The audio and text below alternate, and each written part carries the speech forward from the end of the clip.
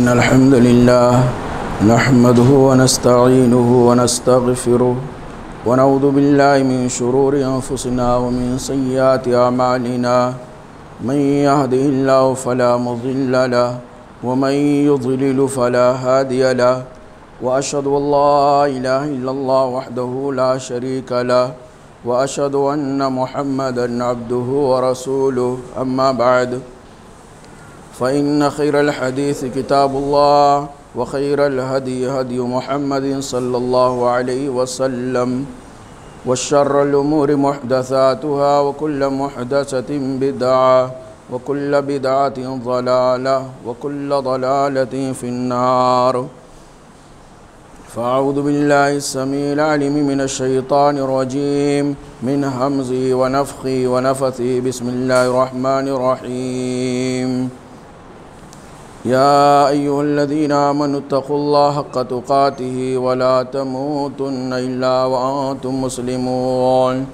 يا أيها الناس اتقوا ربكم الذي خلقكم من نفس واحدة وخلق منها زوجها وبث منهما رجالا كثيرا ونساء واتقوا الله الذي تساءلون به والأرحام إن الله كان عليكم رقيبا يا أيها الذين آمنوا اتقوا الله وقولوا قولا سديدا يصلح لكم أعمالكم ويغفر لكم ذنوبكم ومن يطع الله ورسوله فقد فاز فوزا عظيما اللهم انفعني بما علمتني وعلمني ما ينفعني وزدني علما وقال الله تبارك وتعالى في مقام آخر بسم الله الرحمن الرحيم لقد كان لكم في رسول الله أسوة حسنة لما كان يرجو الله واليوم الآخر محترم حاضرین جمعہ، نوجوان پیارے دوستوں اور عزیز ساتھیوں اور میرے نونہالیان قوم میں ملت، اللہ رب العالمین نے ہم کو اور آپ کو جو اسلام دیا ہے، اس دین اسلام کا ایک بنیادی شعبہ یہ بھی ہے کہ اسلام ہم کو اور آپ کو یہ بتاتا ہے کہ انسان کو کیسے رہنا چاہیے۔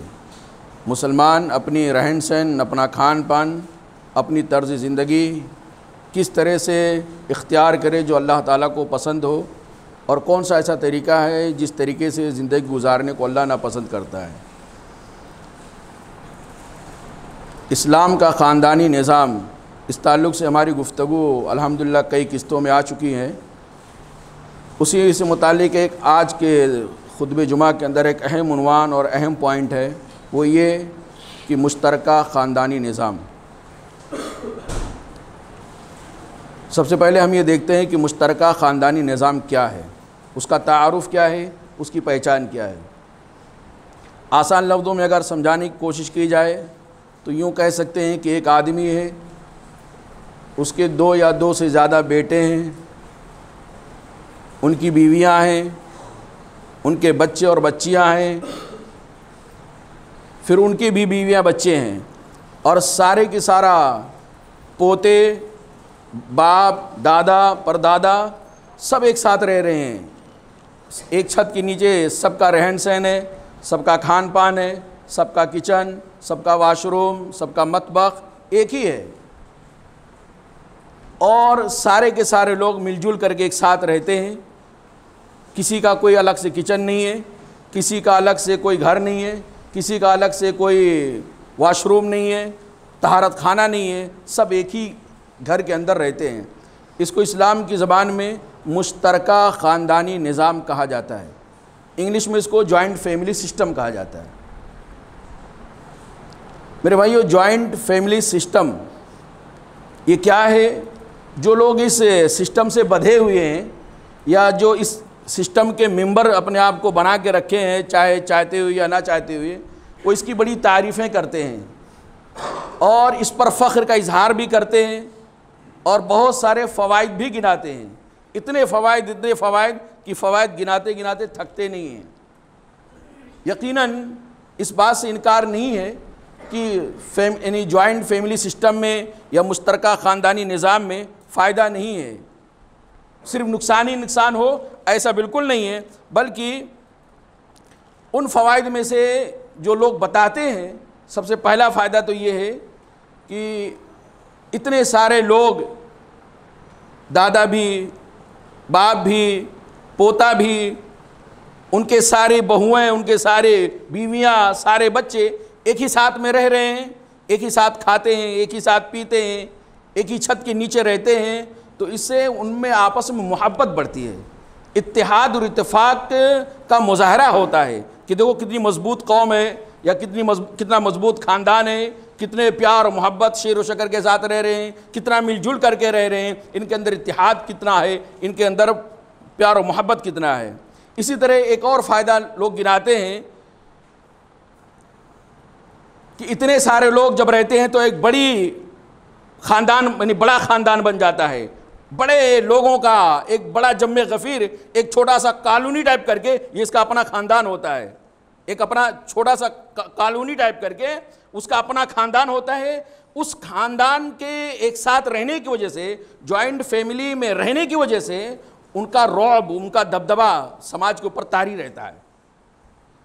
محلے والے، آزو بازو والے لوگ ہمت نہیں کرتے ایسے لوگوں سے چھیڑ چھاڑ کرنے کے لیے، ان کا دبدبہ، ان کا ڈر، ان کا رعب بیٹھا رہتا ہے ان کے دلوں کے اندر۔ اسی طرح ایک فائدہ اور ہوتا ہے، لوگ بتاتے ہیں کہ اس سے مال کے اندر استحکام پیدا ہوتا ہے، یعنی پوتا بھی کما رہا ہے، پوتا نہیں، پوتے بھی کما رہے ہیں، بیٹے بھی کما رہے ہیں، اور باپ بھی کما رہا ہے، اور دادا بھی کما رہے ہیں۔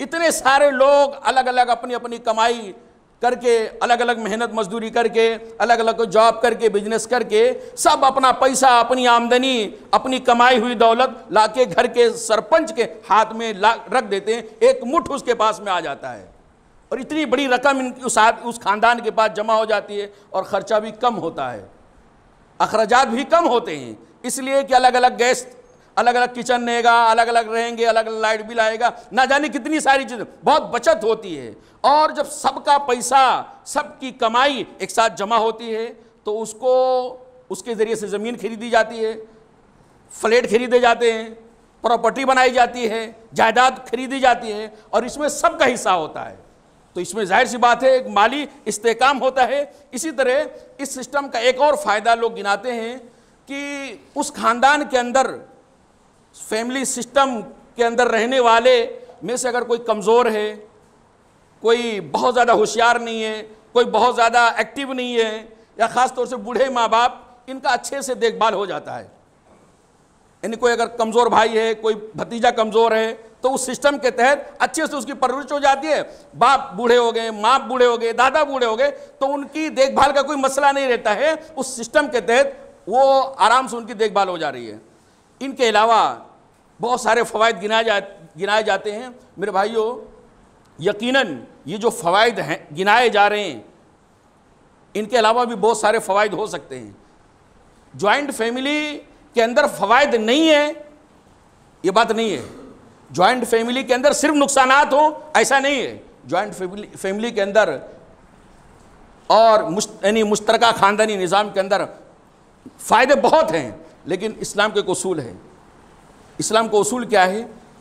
اللہ رب العالمین نے قرآن کریم کے اندر ارشاد فرمایا وَيَسْأَلُونَكَ عَنِ الْخَمْرِ وَالْمَيْسِرِ، اللہ کے نبی صلی اللہ علیہ وسلم یہ لوگ آ کے آپ سے شراب اور جوا کے بارے میں پوچھتے ہیں کہ شراب اور جوا کیا ہے، شراب اور جوا حلال ہے یا حرام ہے، شراب اور جوا پینا چاہیے، کھیلنا چاہیے، استعمال کرنا چاہیے یا نہیں کرنا چاہیے؟ تو اللہ رب العالمین نے نبی کریم صلی اللہ علیہ وسلم کو جو جواب دیا، جو جواب سکھایا اللہ رب العالمین نے، وہ صرف جواب نہیں بلکہ اسلام کے اندر تمام حلال اور حرام کردہ چیزوں کے اندر ایک بنیادی اصول کا، ایک بنیادی رول کا یہ مقام رکھتی ہے یہ آیت کریمہ۔ اللہ تعالیٰ نے ارشاد فرمایا قل، ان کو بتا دیجئے فیہما اثم کبیر، ان کو بتا دیجئے کہ اس کے اندر گناہ ہے، بڑا گناہ ہے، جوا کے اندر گناہ ہے، شراب کے اندر بھی گناہ ہے، ومنافع للناس، ہاں فائدہ بھی لوگوں کے لیے بہت ہے، ومنافع، آپ یہ بھی دیکھیں کہ اللہ تعالیٰ نے پلورل کا لفظ استعمال کیا، منافع للناس، لوگوں کے لیے اس کے اندر فائدہ ہے. لوگ کسی شراب پینے والے سے پوچھو شراب کیوں پیتا، چھوڑ دے تو بھی شراب کے فوائد گنانے لگ جائے گا. جوا کھیلنے والے سے کہو کہ جوا مت کھیل، وہ نقصان دہ، لیکن اس کو فوائد اس کے سامنے رہتے ہیں. تو اللہ نے اس کو تسلیم کیا ہے کہ شراب کے اندر بھی فائدہ ہے اور جوا کے اندر بھی فائدہ ہے. ایسا نہیں کہ دونوں سرے سے صرف نقصان ہی نقصان اندر رکھتے ہیں. وَإِثْمُهُمَا أَكْبَرُ مِن نَفْعِهِمَا، لیکن اللہ نے کہا اس کا گناہ جو ہے نا اس کے نفع سے زیادہ بڑا ہے. نقصان جو ہے یعنی گناہ جو ہے شراب پینے کا گناہ، اسی طرح سے جوا کھیلنے کا گناہ جو ہے وہ گناہ اس کے فائدے سے بڑا ہے، اس کے نفع سے بڑا ہے. وَإِثْمُهُمَا أَكْبَرُ مِن نَفْعِهِمَا، ان دونوں کا گناہ ان دونوں کے فائدے پر بھاری ہے، گناہ زیادہ بڑا ہو جاتا ہے. تو اس اصول کے تحت میرے بھائیوں ہم یہ بلا کسی ہچکچاہٹ کی یہ کہتے ہیں کہ جوائنٹ فیملی کے اندر بلا شبہ فائدے ہیں لیکن اس کے نقصانات بہت ہیں اور نقصانات سے انکار نہیں کیا جا سکتا. یہ جو فوائد جوائنٹ فیملی کے ہیں یہ سارے کے سارے فوائد اگر ہر جوائنٹ فیملی کے اندر وہ فوائد مل رہے ہیں تو یہ فوائد خالص دنیاوی ہیں. حقیقی جو فائدہ ہے وہ دنیاوی فائدہ ہے، لیکن جوائنٹ فیملی کے جو دنیاوی یعنی جو نقصانات ہیں، جوائنٹ فیملی مشترکہ فیملی سسٹم کا جو نقصان ہے وہ دنیاوی نہیں ہے، وہ خالص دینی ہے. اللہ اکبر، دینی نقصان ہے. اب آپ کہیں گے کون سا دنیاوی نقصان ہے؟ کیونکہ اس سسٹم کے اندر سب سے پہلی بات تو لوگ ہیں، اگر کہیں ہمارے یو پی وغیرہ علاقوں میں اگر دو بھائیوں کا آپس میں بٹوارا ہو جائے نا تو بہت بڑا گناہ سمجھا جاتا ہے، یعنی بہت بڑا پاپ سمجھا جاتا ہے. ایسا لگ رہا ہے آسمان ٹوٹ گیا لوگوں کے اوپر. یعنی بٹوارے کا تصور یعنی آج اگر ہو جائے بٹوارا نا تو بڑا عیب کی نگاہ سے دیکھا جاتا ہے، معیوب نظر سے دیکھی جاتی ہے. لیکن اگر کوئی آدمی ہے اس کے 4-5 بچے ہیں، پھر بچوں کے بیویاں ہیں، بچے ہیں، بڑی فیملی ہے، جوائنٹ فیملی ہے، ایک ساتھ رہ رہے ہیں، تو لوگ اس کو بولتے ہیں ہاں یہ فیملی اچھی ہے. لیکن میرے بھائیوں دیکھیے قرآن کریم اور نبی کریم صلی اللہ علیہ وسلم کی حدیثیں بہت ساری ایسی ہیں جو صریح طور سے ہمارے جوائنٹ فیملی سسٹم سے ٹکرا رہی ہیں. قرآن کی نصوص، اللہ کے نبی صلی اللہ علیہ وسلم کی حدیثیں بہت ساری ایسی ہیں جو ہمارے جوائنٹ فیملی کا جو سسٹم ہے نا اس سسٹم سے براہ راست ٹکرا رہی ہیں. اور مگر یہیں پہ کہوں کہ یہ جوائنٹ فیملی کا جو سسٹم ہے نا وہ اسلام کا دیا ہوا سسٹم نہیں ہے، وہ ہندوانہ ماحول کا سسٹم ہے. کیونکہ ان کے وہاں ان کے جو خاندانی نظام ہے، ان کا جو خاندانی قاعدہ ہے، قانون ہے، اس کے اندر مشترکہ خاندانی نظام ہے. کیونکہ ان کے یہاں نہ پردے کا کوئی تصور ہوتا ہے، نہ حیا کو کوئی خاص تصور ہوتا ہے، نہ ان کے یہاں میراث کا کوئی تصور ہوتا ہے. مرنے کے بعد لوگ انہیں مرنے والے کے مال کے تقسیم کو کیا جائے، ڈیوائڈ کیا جائے، ان کا تصور نہیں ہے. تو ان کے ہاں جو آدمی مر گیا تو اس کے سارے پراپرٹی کا اکیلے مالک جو ہوتا ہے وہ کون ہوتا ہے؟ بڑا بیٹا ہوتا ہے.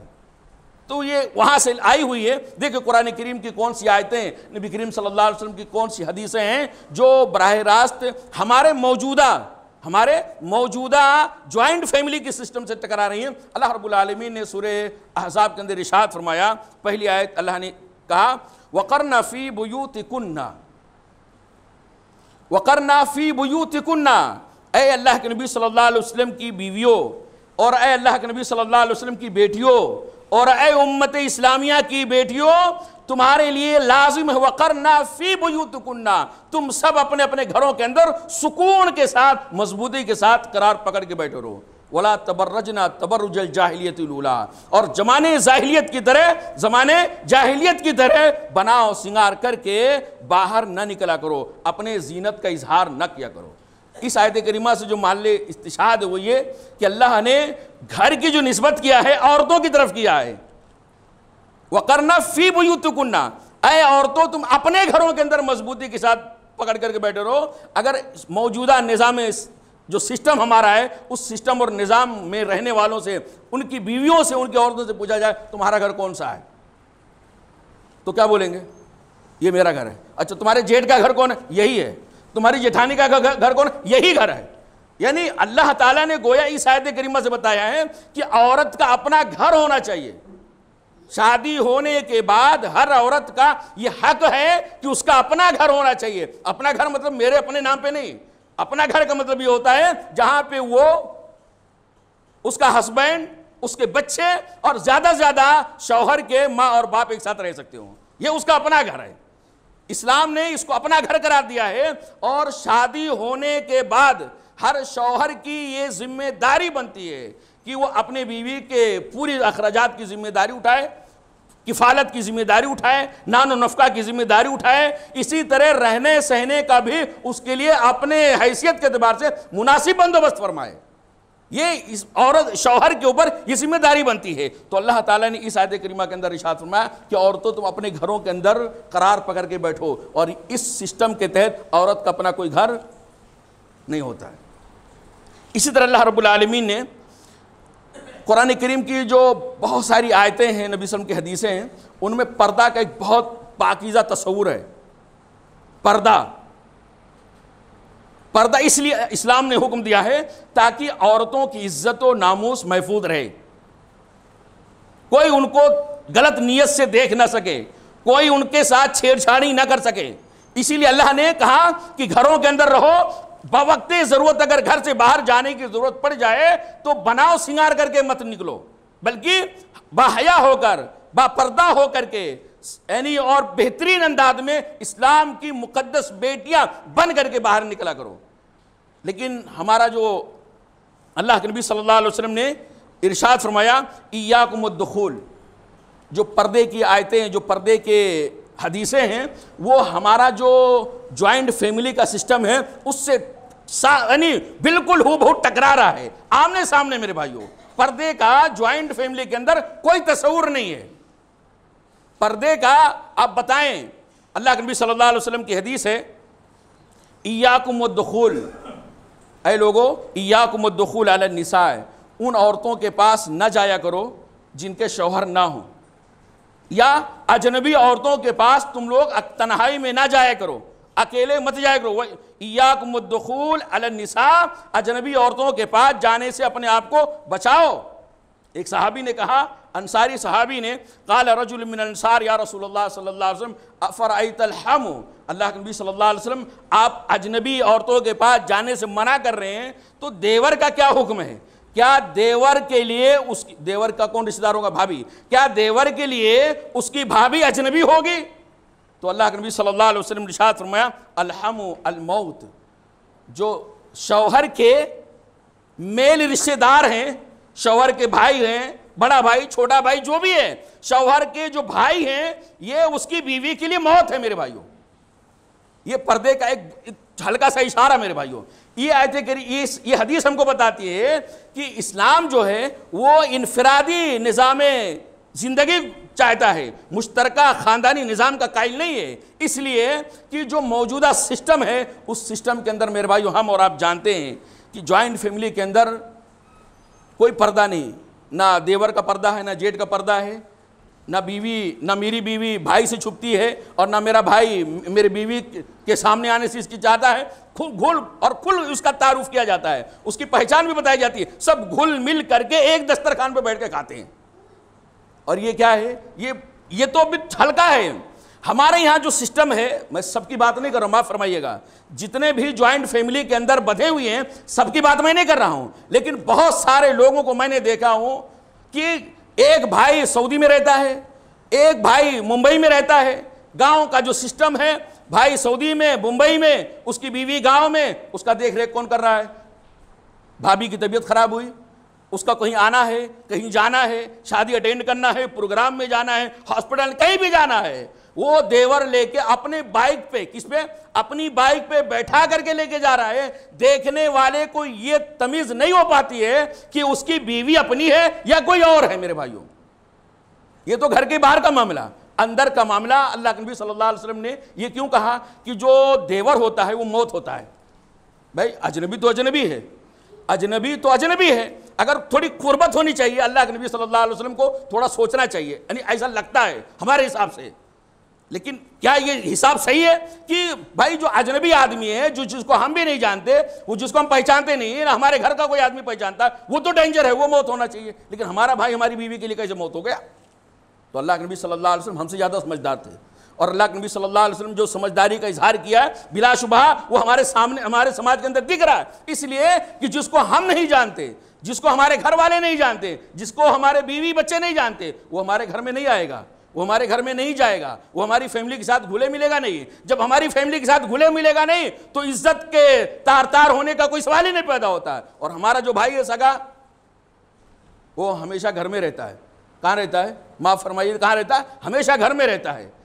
ہماری بیوی سے اس کا کوئی پردہ نہیں ہے، بھابھی سے کوئی پردہ نہیں ہے، اسی طرح جیٹ کا اپنی بھائی کے بیوی سے کوئی پردہ نہیں ہے، آمنے سامنے آتے جاتے رہتے ہیں، کوئی ہچکچاہٹ نہیں ہوتی ہے۔ اور وہاں پہ تیسرا، اللہ کے نبی صلی اللہ علیہ وسلم نے کہا کہ جب ایک مرد اور ایک اجنبی عورت ایک ساتھ ہوتے ہیں، دو ایک ساتھ ہوتے ہیں، تو اصل میں دو نہیں ہوتے ہیں، بلکہ تیسرا ان کے ساتھ کون ہوتا ہے؟ شیطان ہوتا ہے۔ ایسے آنکھیں کھولیں کہ دیکھیں گے تو یہ بہت دور تک بات جائے گی میرے بھائیوں، بہت خطرناک منظر ہے۔ تیسرا جب شیطان ہوتا ہے تو شیطان کیا پڑھائے گا؟ شیطان آپ کو قرآن کی آیتیں یاد دلائے گا، شیطان آپ کو حدیثیں دلائے گا۔ کیا شیطان آپ کو اللہ رب العالمین کا ڈر پیدا کرے گا؟ وہ تو آپ کو ایسے، وہ بھی جب بھائی نہ ہو اور پوری تنہائی کا موقع ہو، کوئی شک بھی نہ کر سکتا ہو، آسانی کے ساتھ سارے مواقع میں سر آ جاتے ہوں، تو ایسی صورت میں اس عورت کے عزت کی کیسی دھجیاں بکھیری جائیں گی میرے بھائیوں، اس کا ہم اور آپ تصور نہیں کر سکتے، اور کسی آدمی کو اس کا احساس بھی نہیں ہوگا۔ اس لیے اللہ کے نبی صلی اللہ علیہ وسلم نے کہا کہ جو دیور ہے وہ کون ہے؟ وہ موت ہے میرے بھائیوں۔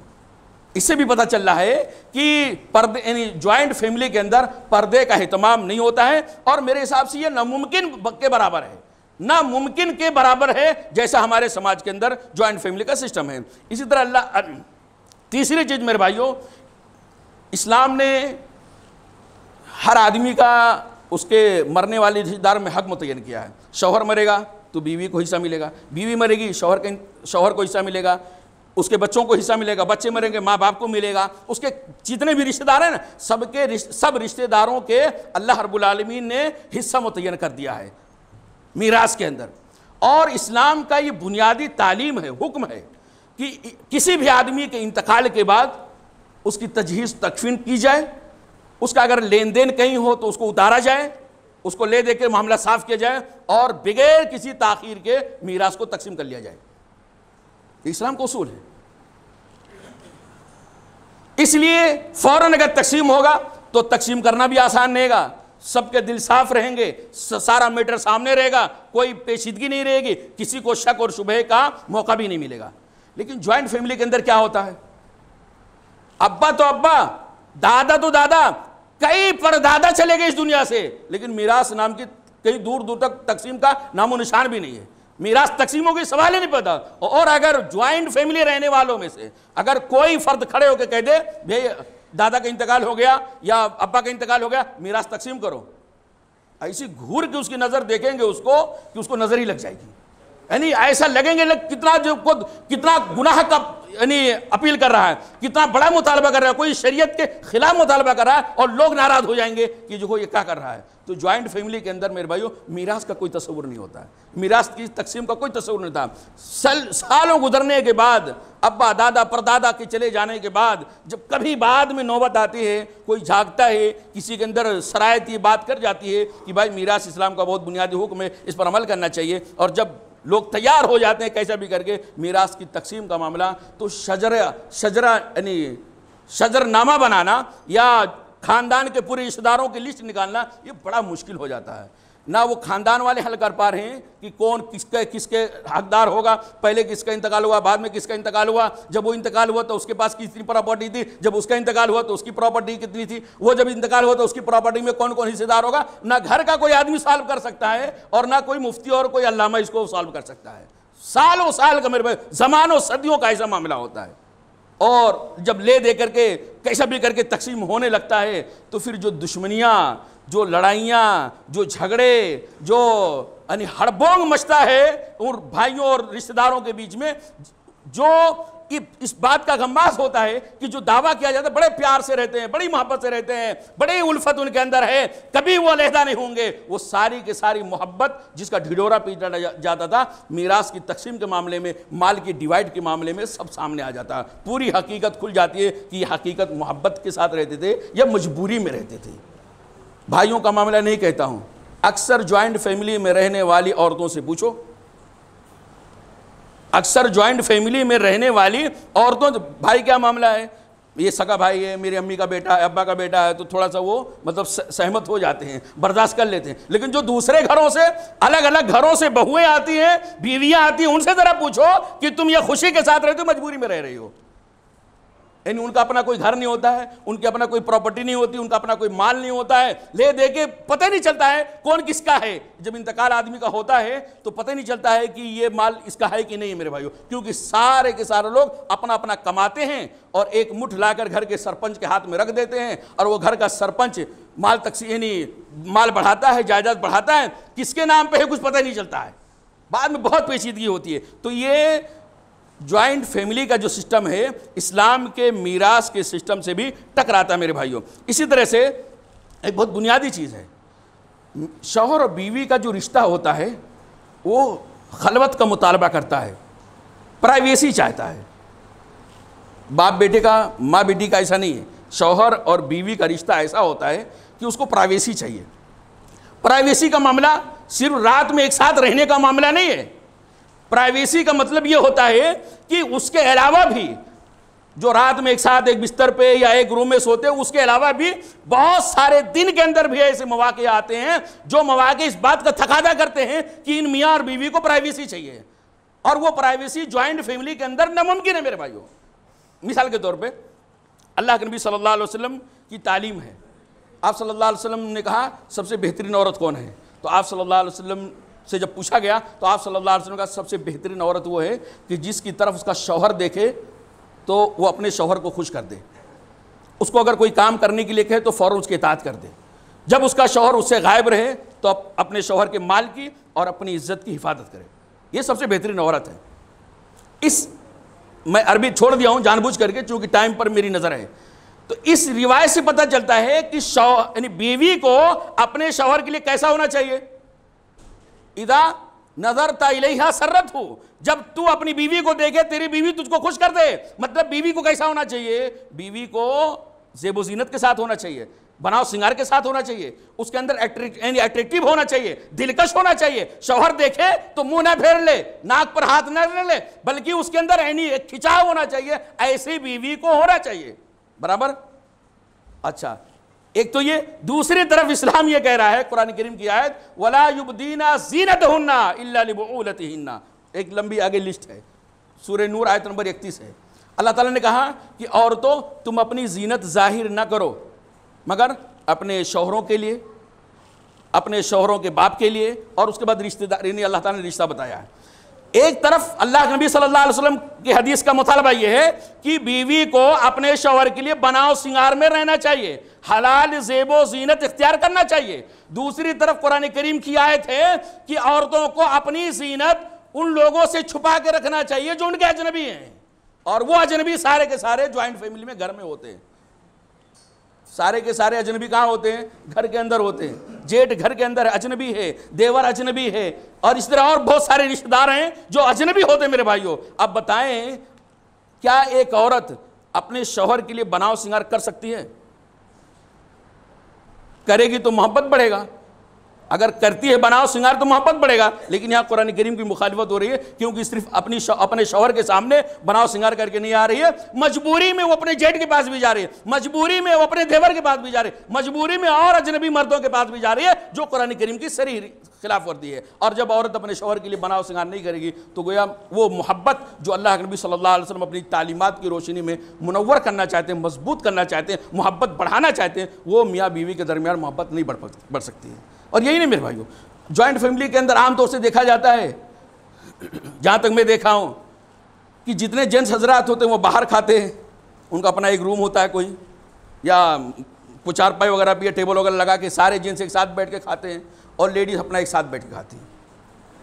یہ میاں بیوی اس طرح رہیں گے؟ بھائی ان میں کچھ ادھر شوہر ہیں ادھر بیوی ہیں، دونوں الگ الگ تھلگ ہیں. ہمارے نبی صلی اللہ علیہ وسلم کا معمول کیا تھا؟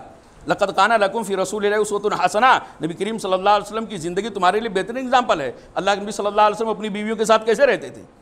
حضرت عائشہ رضی اللہ تعالیٰ کہتی ہیں کہ اللہ کے نبی صلی اللہ علیہ وسلم گلاس لیتے تھے تو دیکھتے تھے کہ عائشہ رضی اللہ تعالیٰ عنہ نے کہاں سے منہ لگا کے پیا ہے. جہاں سے میں منہ لگا کے پیتی اللہ کے رسول وہیں سے پیتے، اور میں جب گوشت یعنی گوشت کی ہڈیاں نوچتی تھی اور جب رکھ دیتی تھی تو اللہ کے نبی صلی اللہ علیہ وسلم جہاں میں شروع کرتی تو وہیں سے اللہ کے رسول بھی شروع کرتے تھے.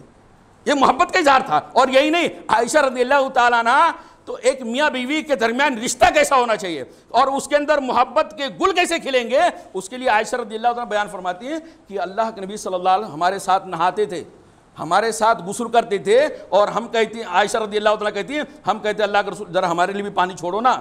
ایک ہی برتن ہوتا تھا، ایک ہی بالٹی، ایک ہی ٹب ہوتا تھا، ہم دونوں ایک ساتھ نہاتے تھے۔ اللہ کے نبی صلی اللہ علیہ وسلم سے ہم کہتے اللہ کے رسول ذرا ہمارے لیے بھی پانی رکھو نا، اور اللہ کے رسول کہتے عائشہ ذرا میرے لیے بھی پانی چھوڑو نا۔ تو یہ جو ایک پیار محبت کا ماحول پیدا ہوتا ہے میرے بھائیو، وہ جوائنٹ فیملی کے اندر نہیں ہو سکتا ہے، اور قطعاً اس پر عمل کرنا یہ ناممکنات میں سے، یا کم سے کم بہت مشکل میں سے ہے۔ اسی طرح میرے بھائیو ایک اور چیز، نبی کریم صلی اللہ علیہ وسلم کی تعلیمات اور آپ صلی اللہ علیہ وسلم کا عمل یہ بتاتا ہے، اگر جوائنٹ فیملی اسلام کے اندر صحیح ہوتا تو کم سے کم اللہ کے نبی صلی اللہ علیہ وسلم اپنی ازواج مطہرات کے لیے انتہائی مجبوری کے ایام میں، تنگ دستی اور غربت کے ایام میں سب کے لیے الگ الگ گھر بنا کے نہیں دیتے۔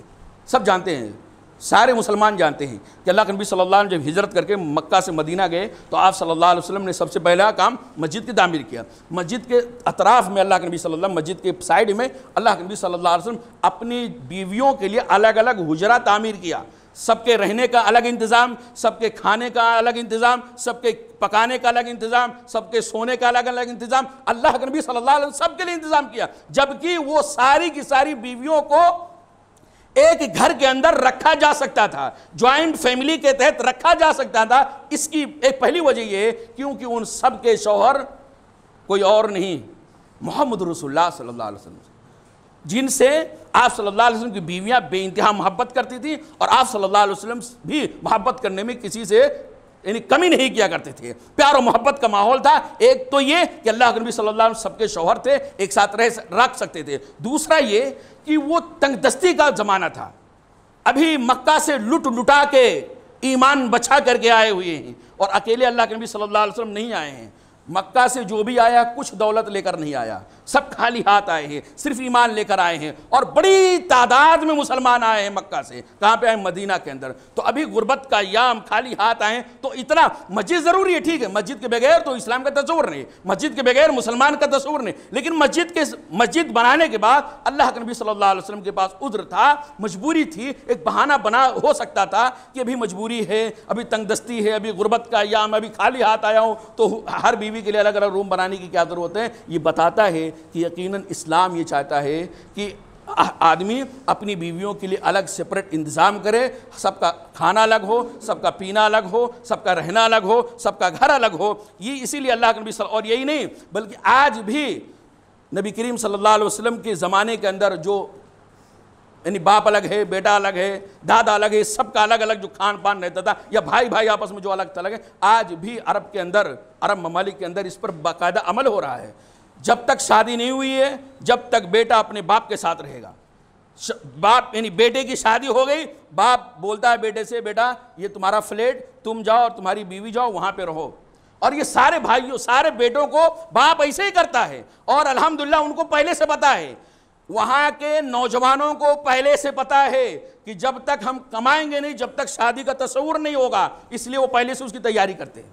وہ جانتے ہیں کہ ہمارے ماں باپ ہمارے شادی کے بعد ہمارا بوجھ نہیں اٹھانے والے ہیں، ہماری کفالت کی ذمہ داری اٹھانے والے نہیں، اس لیے وہ پہلے سے الرٹ ہوتے ہیں۔ اور الحمدللہ جب شادی ہونے کے فوراً بعد لوگ الگ ہو جاتے ہیں تو ان بھائیوں کے اندر یعنی 80 سال 90 سال کے بھائی ہو جاتے ہیں، لیکن کبھی دشمنی نہیں ہوتی ہے، کبھی عداوت نہیں ہوتی ہے، کبھی ان کے اندر چپکلش نہیں ہوتی ہے، بڑے محبت کے ساتھ رہتے ہیں۔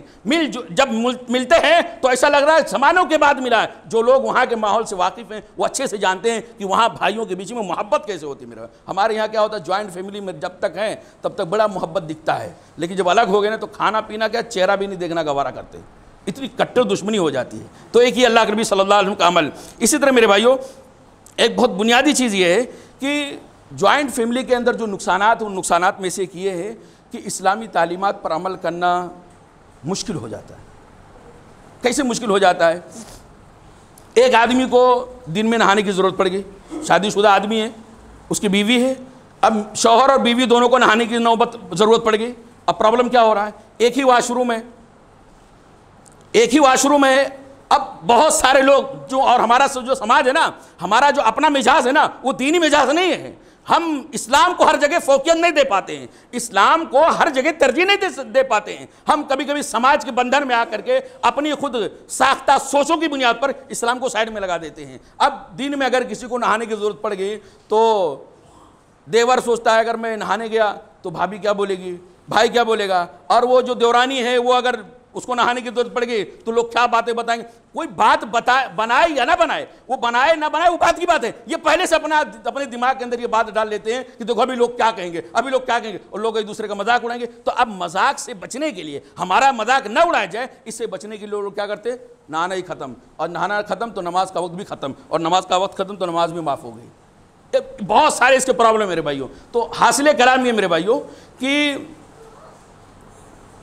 اسلام کا جو مزاج ہے، اسلام کی جو تعلیمات ہیں، وہ اس انفرادی فیملی نظام کو، اکیلے اکیلے رہنا، بھائی الگ رہے اپنے بچوں کے ساتھ، کم سے کم ماں باپ کے ساتھ اس کا دیکھ بھال کرے، سب بھائی الگ الگ اپنی فیملی کے ساتھ رہے، اسلام اس طرز زندگی کو پسند کرتا ہے. لیکن معاف فرمائیے گا، میرے تقریر کا، میری گفتگو کا یہ مطلب ہرگز نہیں نکالنا کہ جوائنٹ فیملی اسلام میں حرام ہے. حرام نہیں کہہ رہا ہوں میں، لیکن حرام تب ہوگا یا اسی طرح سے پرابلم تب ہوگا جب ہم نے جوائنٹ فیملی کے نقصانات گنائے ہیں، وہ نقصانات اگر وہاں پہ پائے جا رہے تو پھر پرابلم پیدا ہو رہا ہے. لیکن الحمدللہ اگر کوئی ایسا فیملی سسٹم ہو یا اگر کوئی ایسا جوائنٹ فیملی میں رہتا ہو جس کے یہاں الحمدللہ یہ سارے پرابلم سالو ہو جائیں، پردے کا انتظام ہو، اسی طرح سے میراث کا معاملہ ہو، یعنی اپنی اپنی دولت الگ ہو، اپنا اپنا انکم، شرعی اعتبار سے جتنے بھی احکامات ہوتے ہیں اسلام کی تعلیمات پر جوائنٹ فیملی میں رہ کر کے اگر مکمل طور سے عمل کیا جا رہا ہے تو بہرحال اس میں کوئی حرج کی بات نہیں ہے، اس کی گنجائش ہے. لیکن بہرحال جوائنٹ فیملی میں عام طور سے جو نقصانات میں نے آپ کے سامنے رکھا وہ نقصانات پائے جا رہے ہیں. اگر کچھ لوگ اس میں رہتے ہیں تو یا تو الگ ہونے کی کوشش کریں، اور الگ نہیں ہونا چاہتے ہیں تو کم سے کم یہ تو لازمی بنتا ہے کہ جوائنٹ فیملی کے جو چند نقصانات میں نے گنائے اور سب دینی نقصانات ہیں، ان نقصانات سے اپنے آپ کو بچانے کی کوشش کریں. اللہ تعالی ہم تمام بھائیوں کو پیار و محبت کے ساتھ رہنے کی توفیق عطا فرمائے. رب العالمین ہمارے ہر خاندان کو اور خاندان کے ہر فرد کو، چاہے بھائی بھائی ہوں، چاہے دیورانی جٹھانی ہوں، چاہے ماں باپ ہوں، باپ بیٹے ہوں، اور یعنی ماں بیٹی ہوں، اللہ تعالی ہر ایک کو پیار و محبت کے ساتھ رہنے کی توفیق عطا فرمائے. خاص طور سے شوہر اور بیوی کے درمیان جو محبت کا رشتہ ہے، اس محبت کے رشتے کو اللہ تعالیٰ باقی رکھے. اگر کہیں کسی جوڑے کے اندر کھٹ پٹ ہو رہی ہو، کہیں اتار چڑھاؤ ہو رہا، کہیں لڑائی جھگڑے کی نوبت آ رہی ہو، تو اللہ تعالیٰ اس لڑائی جھگڑے کو ختم کر دے، ان کے دلوں کے اندر محبت ڈال دے، ایک دوسرے کے مزاج کو اور خاص طور سے اسلام کے تعلیمات کو سمجھنے والا بنا دے. اللہ تعالیٰ جب تک زندہ رکھے ایمان پر زندہ رکھے، جب خاتمہ ہو تو ایمان پر خاتمہ ہو. قولی ھذا استغفر اللہ لی ولکم ولسائر المسلمین فاستغفروہ.